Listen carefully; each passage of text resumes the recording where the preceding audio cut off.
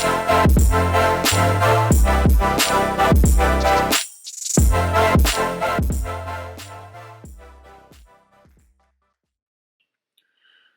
up, guys? Welcome back to another episode of 4 to 4, Season 2. We are getting on to Episode 3.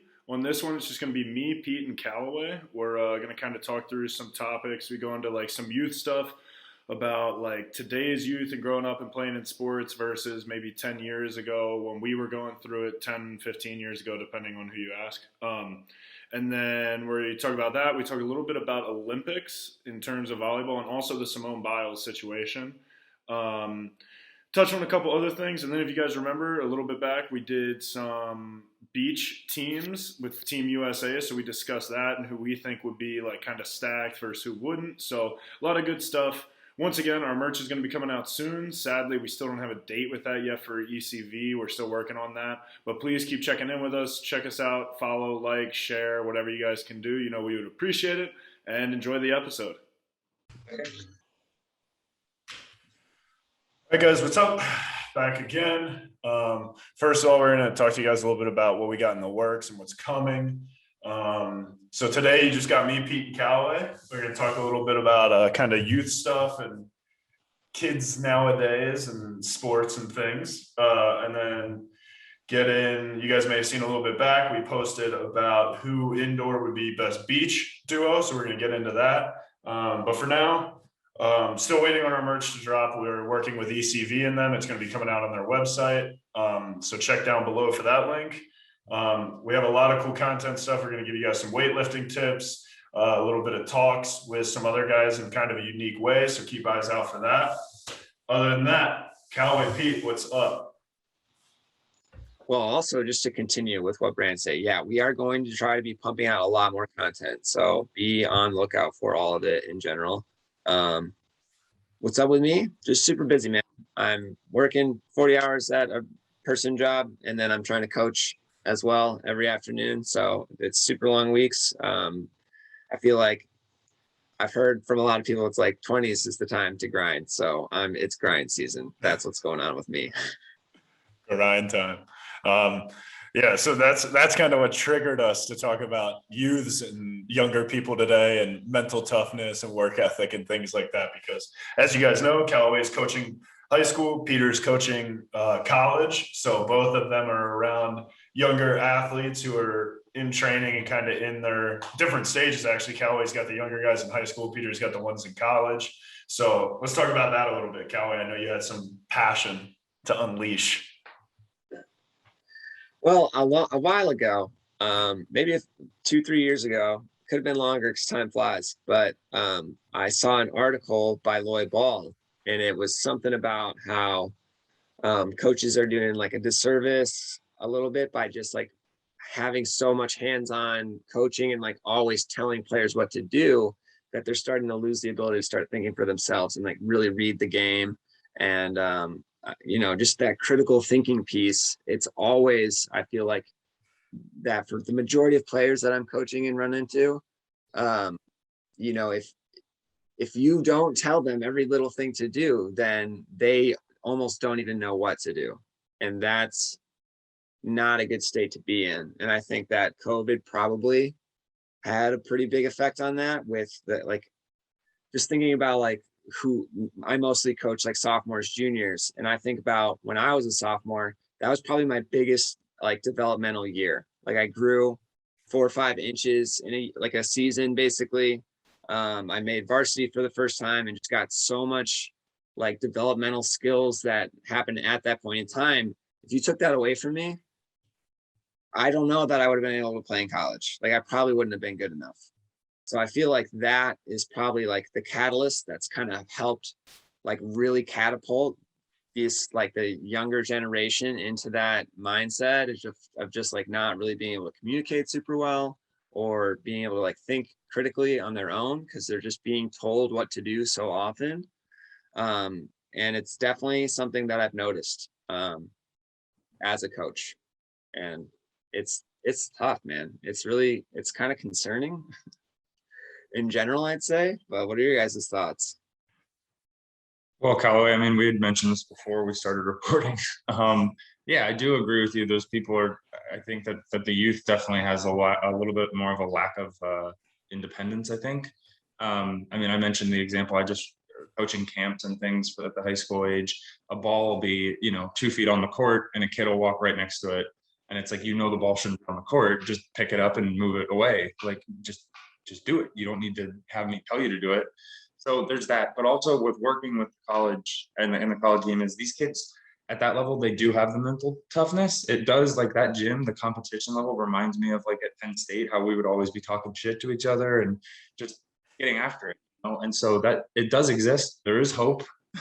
These high school kids are out there because we're recruiting them and they're getting recruited to other schools too. So yeah, I guess there's hope on the horizon too. So Well, there's definitely hope. And there's like, again, like I'm not talking smack to my high school and like specifically, or like the clubs I've coached at.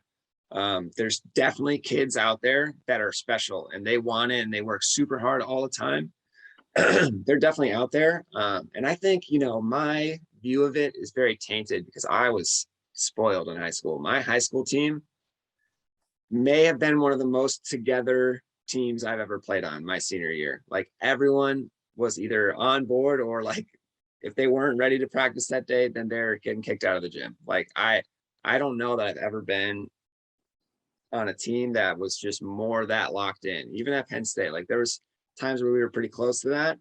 But so I just came out of high school and just thought that was the norm, that everyone was just like gonna go balls to the wall and volleyball all the time. And it was like such a huge part of everyone's life. And then I'm like, oh, well, that's pretty naive of me. Like volleyball is not everyone's life. Like not everyone wants to go play pro. Like some people are going, they're playing volleyball so that they can go to school and get a good education. Whereas like that wasn't really what I was trying to do. I was trying to go to school to play volleyball.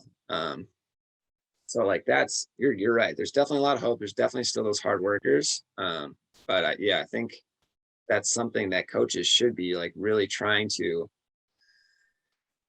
like adjust and figure out a way to get kids to start critically thinking more about the game. And the other thing is like just the screens all the time, like just not being outside playing, just like backyard sports and things like that.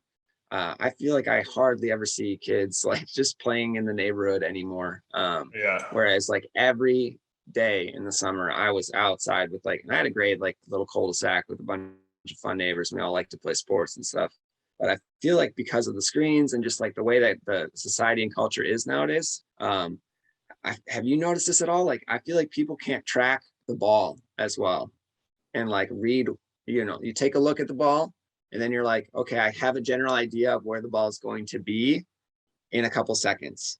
It's like they take a look at the ball and they like can't make the appropriate adjustment to be where the ball is going to be.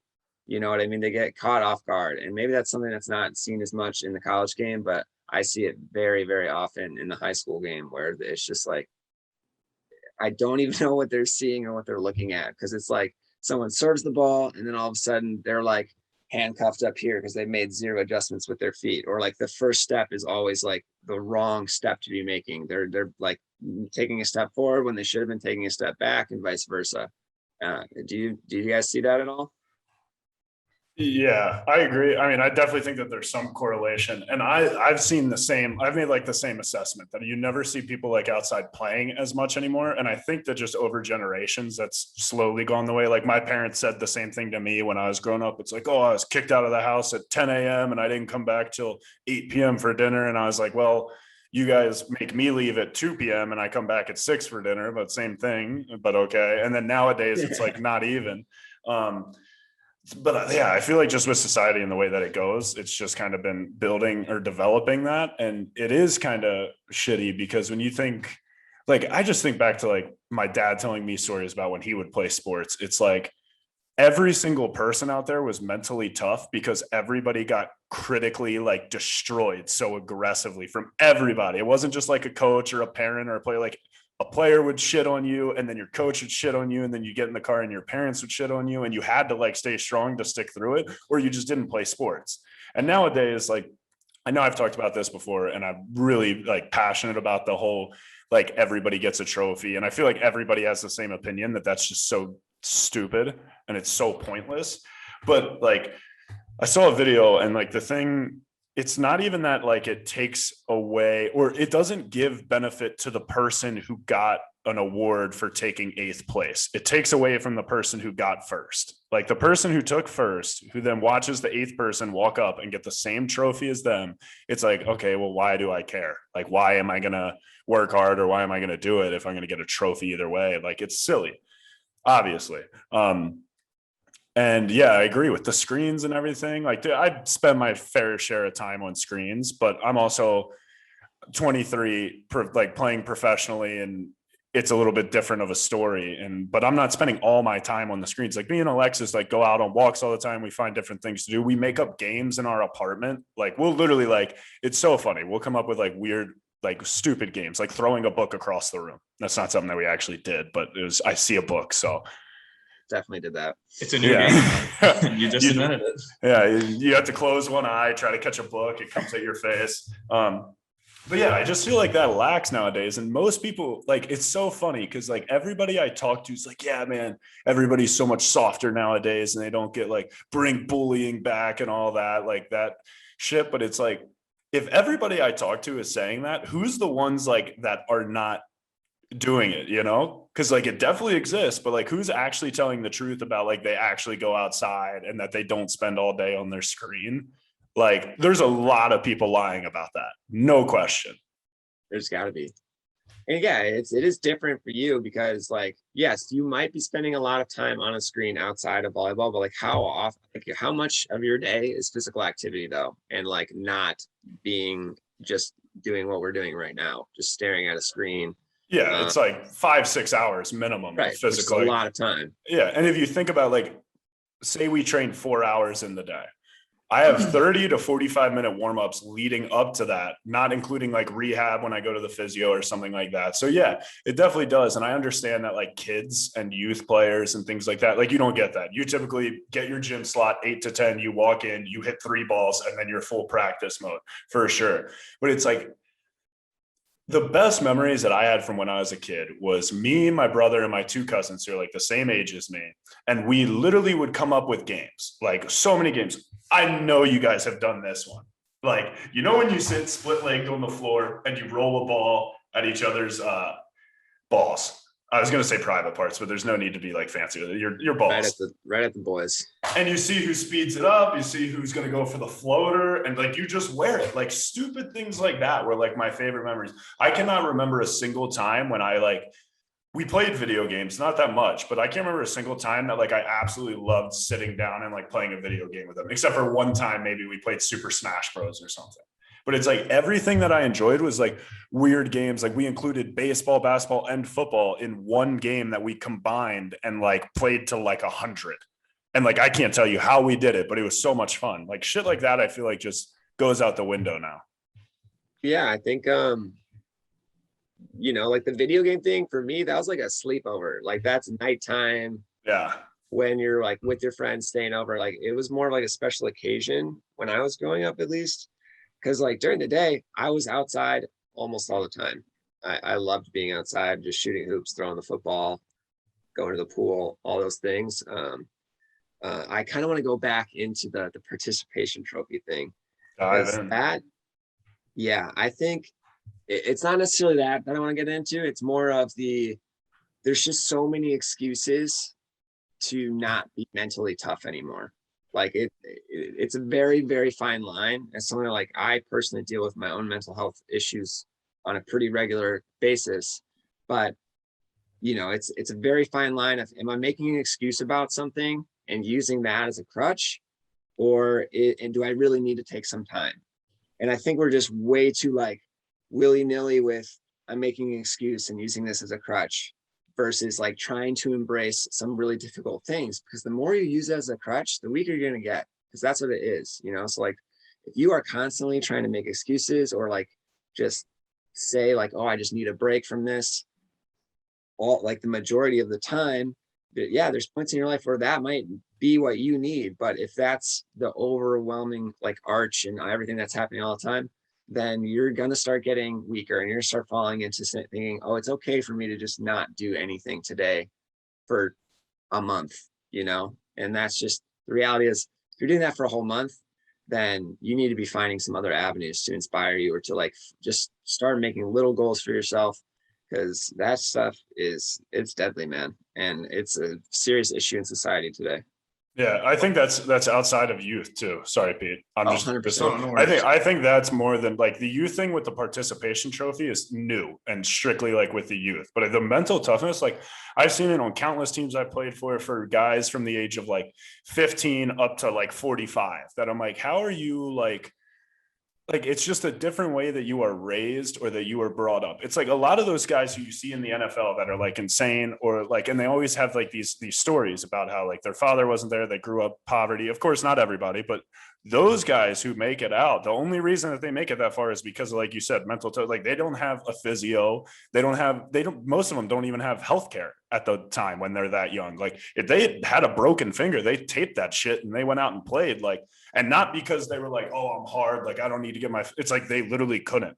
Like they couldn't go get it checked out. So like they just had to be mentally tough and figure their way through it. So I think that's across all generations. But go ahead, Pete. Sorry, I didn't mean to cut you off. No, I think a big part of it too is Callaway touched on it earlier, is just like what's motivating you? Like why are you playing to begin with? Like is it like, and I want to get your guys' thoughts on this, because there's a part of me that almost thinks that like the rise in Instagram kind of like, it's like, oh, like now I can just like flash and show everybody that I play like volleyball and I do this, and like I could be playing in college and blah, blah, but like when like the rubber meets the road, so to speak, like they're not really ready to like go through all the like bullshit and like all the training and the difficult times in order to like get through and actually like be successful at those levels. So I mean, I don't know if that's those things are correlated. What do you guys think? But it's kind of On it all the time. So something I've been like trying to have conversation with not only just like my family when I come home from coaching, but like also in the gym with my team is like,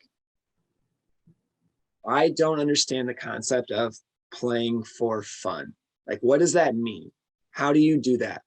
Because if you don't do all the hard stuff that's not that fun in practice, and the attention to detail from pepper till the last, point in scrimmage at the end of practice, if you're not really working and being like mindful and present in what you're trying to work towards, that and those drills aren't fun. Those like cardio drills or just like all these like little technique drills, they're not fun. But also being terrible and getting your shit kicked in is not fun at all. So like I think it's like this weird, oh, we're playing for fun. I'm like, okay, well, what does that mean? Like how do you get to play for fun? And like what part of what is fun? Like that, like what are you talking about? That's like keeping here because it's fun. Like is it just being with your friends? Is it like actually playing? Because I've seen you guys when we lose and it doesn't look like anyone's having fun out there, but we need to do the hard work and not have so much fun all the time so that we can have fun when we're doing the best part, which is competing against someone else. That's the most fun. And I don't think you can just have fun playing. I don't think that genuinely exists. Yeah. I think at a competitive level, yes. At a competitive level. Yeah. Okay. Because I was going to say like different. Recreational is different. When I go and play pickup basketball, like I'm just out there launching half court shots, like try to get an alley oop or something. Like I don't give a shit about team setting. But a team setting where you're competing for something. In a team setting, I agree about that because like I've definitely had people or like teammates that are just like they just want to play 6-on-6 all the time, and I'm like, okay, well, obviously, yeah, that's fun, but like what I don't get is the point to frustration is what doesn't make sense to me. So like if I'm getting beat on my right shoulder every time, say like I'm playing opposite right now. So say I'm in right back and I'm playing against a middle and a middle's tagging the tee, like 10-foot line meets the sideline. But of course, like base defense, you're pushed in a little bit. You have to work off your right. If I'm in like a playing setting and I get beat to that right, like let's just say I get beat once or twice today, and then I go back 2 weeks later and I get beat again, I get so angry at why I'm getting beat. And like sometimes like because there's so much to think about when you're at a competitive level, like you think as far as like the spacing between your feet on one approach, like there's so much to think about that sometimes I'll forget that I got beat to the right twice 2 weeks ago, and then it happens one time and I'm like, fuck, and like it just grinds my gears. Like I get so irritated, and like then I'll forget to fix it because there's 1,000 other things that I think of. But I agree, like to a point, like I'll just, if we play 6-on-6 all the time, I'm going to get beat to my right 5-6 times in a row. And now I'm just going to be irritated. It's like, what's the point of me doing that? I'm not getting any better. Yeah. Okay. Maybe I'm getting more swings, more touches, but like, I agree. You got to like figure shit out and you have to take time to correct it. But again, like you guys said, that comes into play of who's there to be a volleyball player and who's there to get like their degree, which I think either way is fine. Like I understand some people, like, you know, you're there. It may not have been your whole goal just to go play professional. Maybe you want to do your 4 years, be done and get your education. You can't hate on a person for that. You get recruited for your skill, not for your end goal. But also if you're taking it that way, you need to take it like you would take school. If you're there to get school done, get school done. If you're there to, if you say that you're there for volleyball and you're getting paid scholarship, you need to get your volleyball done too. So you need to go in and do the shit that you don't want to do. Cause especially you sign Division I, you're expected to perform at a Division I level. It's like, if your goal is to go there and ride bench for 4 years and get your degree and you want to be the, who's Moran from Blue Mountain State, as awesome of a character as he was, that's not who you should aspire to be as a college athlete. Not at all. Maybe as a person, he's very entertaining. He's a cool guy. I would love to be friends with him, but as an athlete, not your goal. I want to be friends, but I don't want him to be my training partner. And I don't think I like put this very eloquently before when I was trying to talk about fun or not, but and I know I'm not everybody, and this is just where I'm coming from in my mentality, but like if I'm not good at it, then it's not fun. And that doesn't mean that there's things that I'm not good at that I'm just like, F that, I'm not good at it. If it's something that I have interest in, then I'm like, okay, why am I not good? What can I do to be better? And then I work really hard at it so that I'm better or good. And then it's fun. Like non-volleyball related, Fortnite, dude. I started Fortnite season 7 and I was terrible. It was late in the game. I was awful at it. My younger brother was having to just babysit me all the time when we were playing. And I was just terrible for like 2 seasons. I was just god awful at the game. And I was like, this isn't very fun, but I have a feeling this game will be really fun if I like practice and totally nerd out and like think about how the game operates. And I got a lot better. And then all of a sudden I'm killing 10 people a game and it feels really good. And I loved all that. That's just a non-volleyball. Takes Fortnite more seriously than Matt Calloway. That's just not true. All the pros out there take it more serious. Like as a casual player, you're right. Because there's money involved, man. Yeah, no, as a casual. So that's what I'm saying. Like even like I know I'm a casual Fortnite player, but I still like love to get better at it so that when I play casually, it's not just frustrating because people will just wipe the floor with you. And that's what I'm talking about. If you don't put in the work, you don't get to just go have fun. It doesn't work that way. Like you're not going to be good. You have to have the attention to detail. You have to do the sucky parts and like really be invested in them so that when you are playing and supposed to be having fun, you are. And that's kind of what I'm getting at. Yeah. One thing that I don't know, like something you said, I guess triggered it. I don't know. But have you guys watched the show Last Chance U? Have you guys watched that? I saw the first couple seasons of it. So like they have a basketball one now too, where they did a basketball one. And it's like there's clips of it all over the place. There's this guy who played there, and I think he's at like Long Beach now or something. I don't know. I didn't really keep up with it, but he had this one quote or this one saying where he said there's a difference between like a basketball player and a hooper. And that's kind of whatever they said, whatever. But it's like the difference between somebody who like just works hard and like does the things that they need to do versus somebody who's like invested like mentally and emotionally. So this is something I wanted to see your guys take. Like we all know that player. We all know players like that who just are that key person. Like when it gets late in game, they have that clutch factor in them. And then there's other guys who are incredible players, very good, like will put up 20 points in a match. But when it comes to finishing out a set and game point, it's not the person you're giving the ball to because they're just not a finisher. Like that's not what their role is. Or not even their role, but mentally they're just not capable of it, like of handling that kind of situation. But again, the whole game, they'll lead everybody in scoring and get a kill, but they can't finish the last thing. Like, where do you guys think that dials in from? Could be a lot of things. I think honestly, like sports psychology is like Wild. crazy. Yeah, it's Yeah. wild. There's so many reasons. I mean, it could be like a motivating factor. I mean, it could be like certain trauma, like from before. Who knows, dude? There could be all sorts of things with that. So, I mean, maybe that's an idea for an eventual podcast guest. We bring in a sports psychologist or something. That would be That would dope. That'd be That beautiful. would be We pretty should, awesome. dude. Peter, Eventually. We'll have to see what the people think. Let's see what the people think. But yeah, man, maybe because you don't want I'm not going to be able to give you a valid opinion on that one. Well- But it's interesting though, because I think that there could be infinite possibilities essentially. With that being said, if somebody's listening and knows a good sports psychologist, please DM us or comment on YouTube. Tell us who we should bring on, because that would actually be sick. I would love to like break down a sports psychologist. We need to get on that. Pick their brains, man. State has a sports psychologist that works with the volleyball team nowadays, so I'll reach out to them as well. For sure, that would be sick. I kind of want to bring this up, but it's a little bit risky because it's a hot topic. Well, And it's you about said it now. Biles in the Olympics, and it has to do with mental toughness. I don't know how you guys felt about all that, but I thought it was just a very weird thing overall. And I've talked with a few other athletes about it in general. And I'm not gonna lie, I don't know the whole story fleshed out at this point, but I know that when she originally had just like I think it was the vault that kind of triggered the whole thing, and she just like got like vertigo during it. And if that was the case, that she had vertigo, and it's dangerous.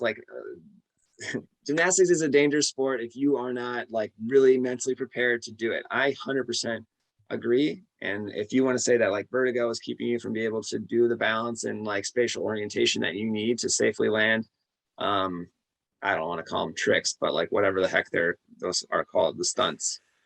That's a better word, much better word than tricks. I don't know. A dog does tricks. Exactly, not that. So the stunts or whatever, the different little acrobatic type things they're doing, I understand that, but then I thought it was very odd how it was like, I'm not I'm in a bad mental place for this, and it's like, okay, I can be respectful of that, but at the same time, you committed to joining that team. You took a spot from someone else who this was also their dream, and they only get to do it once every 4. This was once every 5. 5 years they trained for this basically because they had to move the Olympics. Mm-hmm. And it was like I'm not ready to go, or like I can't remember. I don't want to misquote her or like paint her in a bad light. But as someone that just has dealt with my own mental struggles, like pretty much mostly starting in college onward, like how many times did I just not feel great about it? And I still went to practice and bust my ass, and I'm sure I can guarantee you, Simone Biles, there was a million days over all her training that she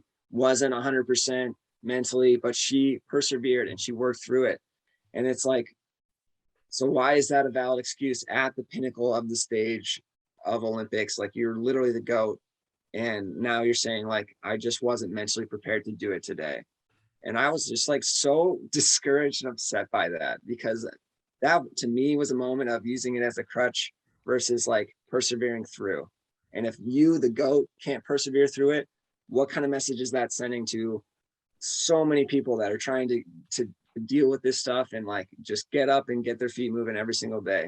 And I don't know. I thought the way the media spun it and how she was being like heralded as, a hero for speaking out on like mental health. Yeah, you can be a great advocate for that, and there's a time and a place. But then the media is saying, oh, here's Simone Biles, and then here's first, second, third. You didn't compete. Yeah, no way. Okay, here's you. Here's first, second, third. All right, good on you for even trying to do whatever. But like to say that people who are also 100% dealing with their own mental struggles every day, that you're better than them because you had the balls to withdraw. Nope, don't agree. Sorry. It's off. No, yeah.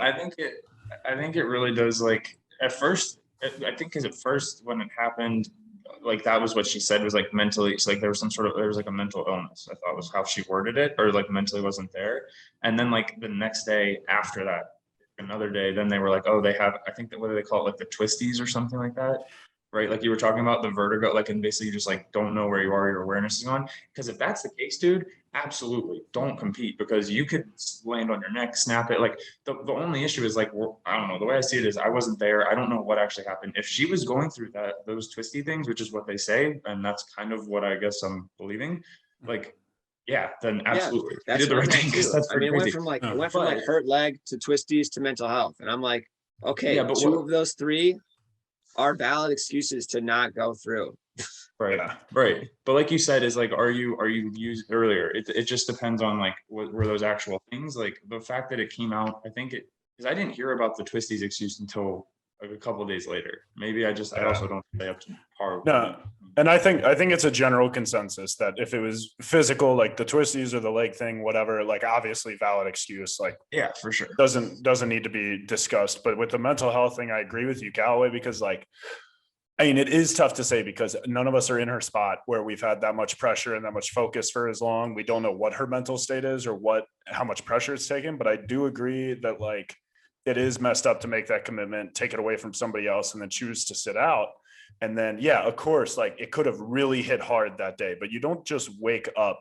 Like, of course, one day you do just wake up with mental illness or a mental issue, but like that's not something I don't think that she was perfectly healthy and then woke up that day with mental illness and was like, oh, it's too hard now. Like, you know, it was onset, like she had it before, she's been going through it for a while. And I know that's really hard to control. So I don't want to take anything away from her because I am a Simone Biles fan and I'm proud that she represents our country. Absolutely. But like you said, when you make a commitment to something, finish that out. And then after the Olympics, take a break, like maybe be like, hey, I'm done for a little while. I need to get my mental health right. But I agree. I think if you make a commitment, you got to finish it, you know, and then like you guys said, it's not like she just left the Olympics. Like 2 days later, she was competing again in a different event. So it's like, to what degree, again, and I know very little about the situation, so I don't want to say much. I don't want people to take my opinions too seriously. You guys definitely are more informative. Callaway, I like that you kind of dove into that because, you know, it does speak to something. Yeah, it kind of goes back to what we talked about a while ago, and that it's like half the time I'm like, athletes should just shut the hell up about everything, like political issue. Like sometimes I'm like, you should just shut up and play, because at the end of the day, you are just a person, like with like any other person with like any normal ass opinion. Like because you have a platform doesn't make your opinion more valid. At the same time, when you do have a platform like that and you feel like there's injustices being done, then good on you for trying to fight those injustices and speak out on that topic, because you can be heard in a way that maybe the average Joe can't be heard. But having said that, what's the message that like these heroes at the highest level are trying to send out, you know? So Yeah. like, again, this is a pretty weird, muddied topic because of like how the inconsistencies as the story was coming out of like what was the real reason behind it all. Mhm. And I really only have a beef with just the like withdrawing because of mental. And just to like really quickly touch on it, like depression, I don't know if it was depression or whatever it was, but like depression's a very hard thing to explain to somebody that's never had a depressive episode.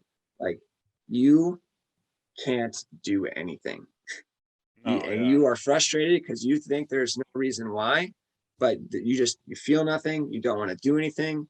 The things that were fun, not fun, everything is just The gray. way I heard it described is it's like your immediate family all dying, but they're still there. It's like you wake up every day with the feeling like your whole family died, yet they didn't, and they're still there. And you just have this looming thought, which is insane to me. And yeah, I can't imagine people were. That's a good way to put it, because like it's like that happened, but it didn't. And you know that. I don't understand why I feel like I can't get out of bed every day. So like I get it, and it could happen at any point in time. I just feel like if that's something that Simone Biles deals with, like in a very serious way, then there's been days before where she was able to push through it. Otherwise, she wouldn't be where she is today. And that's why I was like, now we're sending a massive message out to everybody that, yes, of course it's okay to take days off, but you know, it's not okay to just like bail when it's one of those tough days. Like that's not a message I want to be sending out to society, because then all of a sudden it's not being open and like an advocate for mental health, it's using it as a crutch. That's just my opinion. I feel like it's something that I wanted to talk about for a while. I feel like why not use our little platform? Yeah. So No, I agree. It was a good topic to bring up. And you also mentioned one other thing that I wanted to touch on briefly for the last little bit while we close up like this part of the episode before we get into the beach part. But when you mentioned also like people using their platform who are in that for like political and other reasons, whatever, I agree that like, because when you think about it, even though you're a professional athlete, your job is to be an athlete, not to share your political preference. Now, can you share your political stances? Yeah, you absolutely, but do it on your own time and on your own forum and own platform. Like when you are a professional athlete and you're playing and you get asked in a press conference at the end, who's your political preference? You are everywhere in your right to be like, I'm not discussing that right now. Like, that's not something I want to discuss. I want to discuss the game. I want to discuss what happened. I want to discuss the team. I don't want to discuss politics. Or if they even ask something about like, oh, like your coach was caught like at a Vegas casino or whatever, like, okay, that has to do with the team. That has to do with your job. If you want to go out and preach all day about your political views on your social platform or however you want to do it, please, like you do, like you said, you have a huge platform and a huge ability in society that most people don't. If you have something you're passionate about, share it. But again, like a person working a normal 9 to 5, if they're at like a work press conference or at a work meeting, they're not going to start spewing out their personal political views. You get fired for that. Like that's not appropriate in a workplace. And again, I get it that sports and athletes are different, but I'm only speaking when you are in the gym, when you are in an interview, in the locker room, about the team. Like it should only be about the sport that you're playing. If it, like I said, if an interviewer asks, sorry, I'm not disclosing anything about that. Like when you step out of that gym, if the interviewer then wants to come to you again, disrelated from the team, go for it. Feel free. But there needs to be some type of professionalism in your work world as an athlete. I absolutely agree. And I also do think, just to touch on what you guys both mentioned earlier, was, I mean, I think it is important for athletes to have things that are off the court or off the field that they're passionate about and like causes that they can kind of support. Because yeah, man, sports ends. And yeah, if you've fully invested in that and nothing else really in terms of like your interests and passions, like it's gonna be a rude awakening once the sport's done, you know. And it takes a huge toll mentally to go through all that. So like you should have an off the court life. And like the guys from off the court, like the volleyball guys, like Dalton and them, great thing. Definitely go check that out. But it's like, that's exactly what we're talking about. Like you said, Pete, it's tough. You need to have a life after sports.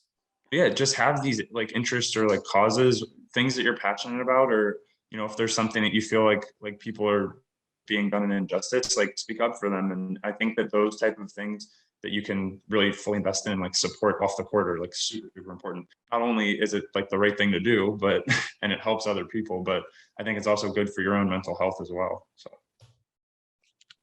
for sure. Yeah. Take care of mental health. Definitely take care of mental health as an athlete. Everything that we've been saying is super important in terms of you being gritty and getting down to it, but nothing's more important than what's upstairs and in your head, you know? It's the only thing that keeps you operating. Not at all what I'm saying.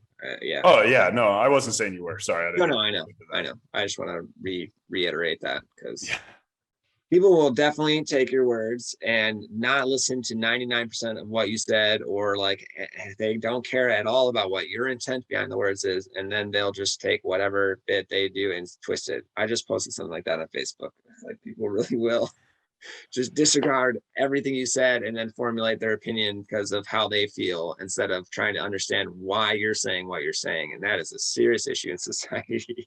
Yeah, for sure. It makes everyone bad. All right. So next we're going to jump into what we talked about with doing a little beach lineup on who we think would come in. But Callaway, you are discussing the possibility of transitioning from what previously was your professional indoor career, came home from overseas to get surgeries and stuff, and now looking into the beach world. Yeah, I've been thinking about it for a while, and it's actually funny because my high school team is like, we really feel like you should play beach. And I'm like, what? Honestly, what do you know? But they're like, but we really think you should play beach. And I was like, Yeah, I've thought What's about your that hair? a lot. Your hair would That kill would it be the on the hair. beach. You would be Oh popular yeah. on the beach. No, it'd be a hot, sweaty, tangled mess is what it would be on the beach. I'd probably get a haircut for the beach. But yeah, I just think I'm definitely interested in trying to find somebody who's like a very serious beach player and trying to partner up with them and like running some tournaments just to see how it goes. I I feel like I would love to have a partner that is just like for sure better than me and would be able to like help me grow in that aspect. But I think I would be able to do pretty well out there despite being a middle. So yeah, that'd be fun, I think, to try to do that. So if Well, anyone listening and wants to consider a new partner that is learning but very able and capable, hit me up. And I'll vouch. He did do passing drills at Penn State, so it's not like he's a middle that's I have really good ball totally control for for a middle. middle, whatever that for a means, middle. for sure. Brandon just played. You played WPAC with me. Yeah. What did you think? No, I thought you did. my ball control's decent. Yeah, I can yeah. side out like a madman. Yeah, when we first started the first couple serves, I think you made like a couple of rough passes. I was like, oh shit, is this a classic middle? But then the rest of the tournament, you were passing nails. So I had firsthand experience. I'd vouch for it. You're very good with ball control. He only did that to make the other teams think that he was the middle stereotype. They're like, oh yeah, please keep serving this dude. And then the rest of the time he's just passing down. Strategy. Up to this point, my strat for outdoor is I need to pass the first one they give me. And I also need to look like a psycho in hitting warmups. So if I'm bouncing every ball and like skying as high as I can, and then, they're like, oh, you probably can't pass. But if I can get that first one down, then usually I'm off the hook. Exactly. But that's a good transition. So we just put out, we're hoping to get this to grow a little bit, maybe do a bracket of it, but we're going to do who we think each of us are going to pick two players from the current USA men's roster and two from the current USA women's roster. It's not like Olympic. It's just anybody who's still a current player that has been rostered with the USA national team. So it doesn't need to be like they're currently like we're training for the Olympics, like guys like Josh Eisenberg, who's been in the gym before and is still playing, like guys like that. And same with women's end. If like Simone Lee, I'm not sure if she was in the gym training for the Olympics, but she's in the national team system. So does anybody already have theirs ready to fire off or no? I'm ready. You're ready? All right, Callie, you got both? You got men's and women's? I'm not ready for women's, sorry, but I got my guys. Okay, we'll do men's first then, and then we'll hit women's. I already got my women's down. I already know who I'm taking for women's. All right, for the guys on the national team or like in the gym, I would probably go with my boy, Tom Jeschke, because I just think he's like a very solid all-around player and extremely mentally tough, like good leader. Like he's a great court presence to have. And then I think just with his size and physicality and ball control, paired with Micah Ma, who can set and also just a physical athlete. Like that kid can jump, he can block, hit, dig. I mean, he's an animal. So those guys paired together, I think would be a pretty lethal beach team. That's a good one. See, Callaway, I was leaning towards Tommy was one of my boys. Micah was another one of my boys, but I'm biased here. I did go with Ron. He's my Ron. He's my number one. Just Naturally. from speaking from experience, like growing up with him, we would play all the time, and he would just hit these like 50% shots, reach over top of your block because he's so big and touches so high, and then just snap these like balls basically away from where the defender was, where your block was supposed to be covering, but because he's so damn tall, he just totally makes your block useless. So yes, Ron, plus he has the ball control. So I'm gonna say Ron and Tommy. Plus I know that they're boys, so like it'd be a great team, dude. Yeah, they'd kill it, man. The only reason I didn't go Ron and Tommy is just because I feel like traditionally there is a guy that's a little bit smaller on the team as well. And I worry if there's two guys that are like very similar in stature, if it would work, because there must be a reason why it's not as common on the beach. Double block, man. Double block works every time. I'm assuming you guys saw that one, the one with Crab and Gibb when they did a double block at the AVP. Did you guys see that? That was ridiculous. Yeah. And it worked successfully. They looked so confused that each other were at the net, but those are good. I like those.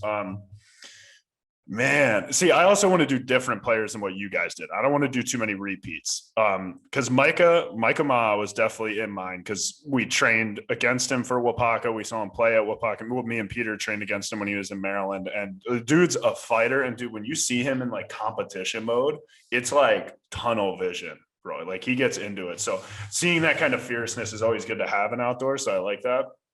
And Ron was also on my list. Because, like you said, Pete, he's just like it's unfair. Like how big, like when with the amount that he dominates indoor and like how much of a change the USA team like has to make just because of how physically gifted he is, like it's just unfair. So, and plus, I knew that he's played the Rumble and all those outdoor tournaments, so like it's not like he would be uncomfortable. And I know when he's down in Florida, he does some beach stuff.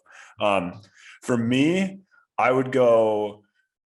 Because nobody said him, and I feel like he has to be included in this conversation. I'd have to go TJ DeFalco. Obviously, grew up on the beach. Like, there's no way you can't. Like, he has to be in here at some point. Yeah. And then I'd pick him. And this one's a bit of a stretch, and not really who I wanted to go with exactly. Not a stretch, but I had other people in mind. But I just think he sucks. Whoever this guy is, he's awful. Yeah, right. Exactly. No, I mean they're all on the fucking national team, so they're good. But Micah Christensen.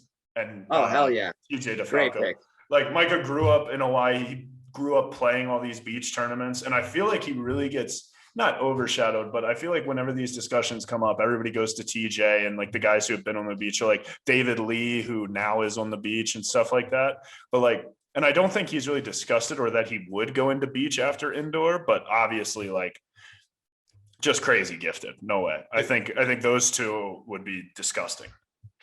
Micah can hit, man. Like there were times. Micah's seriously one of the most athletic people I've ever seen.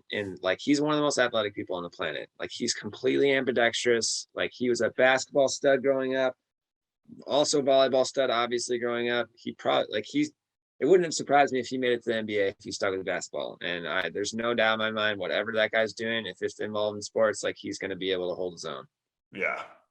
Crazy for sure. All right. So those are good too. So we had Tom and Micah Ma, Tom and Ron, and then we had mine with Micah and TJ. All right. We'll have to post those. I would love to see those matches, dude. Dude, what if they did like a beach tournament? That would be sick. Like if they just did that for college, I saw. I know. Yeah. I don't know how big it was, but like Penn State boys representing. Yeah. I think they held it at. Didn't they hold it at Stevenson? It was in Owings Mill. Yeah, it was in Stevenson University. Yeah, but dude, imagine if they did that with the USA national team, Jim. They could probably rope in some money. So many people would watch that. 100%. It would be some like because I know last year in Poland when Jeff Jendrick and like Dustin Watton and them were out there at the beginning of their season, all the pro teams like put out a beach duo. Like they put out multiple beach teams. And they hosted a huge tournament in Poland, and it was like huge, and fans loved it. Like that would be sick. People should start doing that more, like mixing the indoor with the outdoor. But all right, did you guys have enough time to settle on your women's? Yeah, I think I got my pair, but I'm not sure. Pete? I feel like beach is a little different, but what do you mean? Wait, you said women? I feel like I wouldn't be able to like see an indoor player and then like be like easily flip. Oh yeah, they'd be a good outdoor player in my head. Like I don't know if I have, but I still have my duo. I'm ready to go if you guys want me to. Yeah, I would like you to. Okay, I think I would do Megan Courtney, who's a Penn Stater as well. She's like a libero outside, really, really good ball control. Obviously, she can attack if she needs to. And then Kelsey Robinson, the outside as well. I think that'd be a good pair. So I was gonna say Robinson and why am I blanking? Thompson, the opposite. Jordan Thompson. Just her point scoring ability, dude. And then I wanted a little bit of servercy there. So I was going to say Robinson and Thompson would be my two. Dang. Yeah, that's a good one. Peter, I was really mad that you just said Thompson because she was like I know that she's Just pick obviously. whatever. I know, Yeah. I know. No, I'm going to use her. I'm still going to use her. But what I'm saying, like, she's on my team. She's one of my picks is Jordan Thompson. What I was saying is that she's fresh to the national team, but a crazy point scorer. So I thought you guys are going to go with like a little bit more people who have had more time in the gym. So I was hoping to skate by with her, but obviously she's an insane player. So I would go with Jordan Thompson. And then I've really wanted to go with like Lauren Carlini for setter, but I've also Yeah, that was my alternate pick. But I was also thinking about Larson, just for like full time experience. Like, dude, she's kind of like the I don't know. This is like a huge stretch, but no, I'm not even gonna say it. But like, she's just like that dominant player in the USA women's gym that like without her, it's a totally different team, you know? And she's been there so long. Like, I just feel like she's very similar in terms of what we talked about with Micah, where it doesn't matter what setting you put her in, she's going to be a beast. Yeah, no, definitely. And I also agree with Carlini she would be probably pretty good. She's like right from around where I'm from. So I'm also a little biased, but I think she is just another animal athlete competitor. She is fierce on the court. So I'd like to see what she could do on the beach. I just don't know her and Megan if they'd have like the offensive power that you'd need. Again, I don't know if that's even as necessary in women's. It could be all about shots and intelligence. Yeah, but those are good. I like those. We got to see that. We got to try and pitch that or get it out enough and have people share it enough to where maybe they consider doing it, because that would be sick. Yeah, I'm not hopeful, to be honest, just because of like the injury factor and like, you know, they don't like making it necessary risk, but at the same time, maybe, because I do know that like at least Taylor Averill, I feel like he spent a lot of time on the beach with some USA guys, so it's a possibility. Still volleyball, you know. A lot of them play it. A lot of them play it Yeah. when they're out I mean, in they're out in Anaheim California. training. They might as well. They'll jump out to Hermosa, and it's like Taylor Sander just retired from indoor and is now like transitioning to beach. So that's interesting. I guess you'll be able to see that change. And like, yeah, like we said, they still do it. So why not just make a tournament out of it? Get some fans, make some money as USA volleyball. Be like a fun break for them too. I feel like a change of pace. Yeah, and to get to like do it in front of like at home fans, because they only get to do that once a year, maybe once every 2 to 3, and if it's only Olympics, 4 years. Like, you never get to perform in front of the USA, and to just have it as a casual, like out in like Hermosa, like make a stadium for it, not make a stadium, but you know what I mean, bring in stadium seating around a court and let them go after it. They would eat that up. But yeah, so be looking for our little bracket that we might be pumping out, and we'll get some votes. Yes, sir. So everybody, message us if you're listening to this. Message us who you guys think would be a good duo, and we'll post it. We'll make sure to put it out there and check out for the bracket. You guys got anything else to send it off on, or are you guys good? It's a wrap, my friends. Thanks for tuning in this week. Sweet. Good stuff.